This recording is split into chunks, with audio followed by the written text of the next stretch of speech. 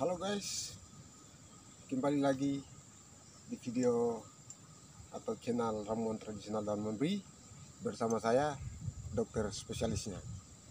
Di video kali ini saya mau berbagi lagi terkait dengan cara pemakaian yang benar.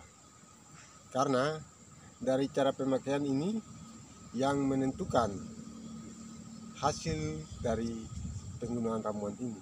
Jadi yang pertama yang harus kita lihat itu durasi ketebalan ramuannya. Terus yang kedua durasi waktu. Hanya dua ini yang perlu kita lihat sebelum pakai. Yang pertama, untuk pemakaian ramuan ini yang dalam bentuk serbuk itu untuk diratakan itu tipis, jadi tidak menebal, hanya tipis saja supaya prosesnya itu tidak terlalu panas yang muncul itu dia tidak terlalu hebat, karena faktor utama daun ini ialah panas. Panas ini yang membangkitkan stempe kita untuk bisa membesar. Jadi ini daun tiga jari ya, yang lebih dikenal banyak orang saat ini daun tiga jari. Nah, tetapi yang saya pegang ini yang daun memberi super kualitas nomor 1.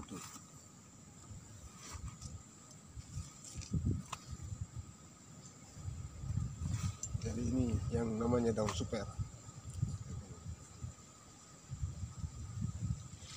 Dia kalau pertama muncul dia akan seperti ini. Jadi kita kenal dari sudut daun ini. Jadi itu perbedaan antara daun tiga jari dan daun memberi. Kita mengenalnya dari bentuk daunnya. Oke guys, jadi untuk pemakaiannya seperti tadi, peratannya itu tipis. Kita hanya meratakan dia secara tipis, lalu kita balut lalu diamkan. Ketentuan waktu dari racikan saya itu harus hitungan jam. Karena apa? Karena itu sudah, kalau hanya 5 menit atau 3 menit untuk racikan saya tidak akan ada hasil, karena terlalu cepat proses itu. Kalau racikan saya kan saya campur dengan beberapa jenis bahan lagi, sehingga pemakaian ini harus lebih lama, sekitar 30 menit, 1 jam, 1,5 jam, 2 jam, 2,5 jam, dan 3 jam. Itu ketentuan waktu dari saya. Jadi untuk ketentuan waktu ini bagi kulit tipis dia hanya menggunakan 30 menit sampai 1 jam atau 1,5 jam. Itu orang-orang kulit tipis itu kita golongankan dia sebagai orang-orang kulit putih. Orang-orang kulit hitam seperti orang itu bisa 1,5 jam sampai 30 menit, 3 jam. Setiap 30 menit kita buka balutannya, kita periksa sudah ada perubahan atau belum. Kalau belum, ditutup, diikat lagi, diamkan 30 menit, kemudian dibuka lagi. Jadi setiap 30 menit dibuka, dilihat sudah muncul perubahan atau belum. Karena sebelum dia berubah jangan kita langsung buka, karena nanti tidak muncul. Jadi dia sudah mulai berubah, di saat itu baru kita buka, supaya dia tinggal proses saja.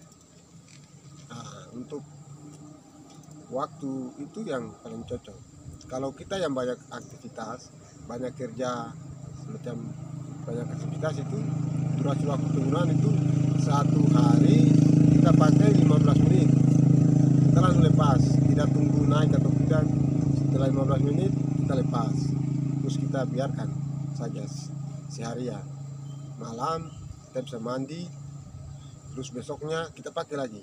Setiap hari kita pakai selama 15 menit. Itu yang bagi banyak beraktivitas, supaya dalam ketentuan waktu 1, 2, 3 hari kita sudah lihat perkembangan yang terjadi.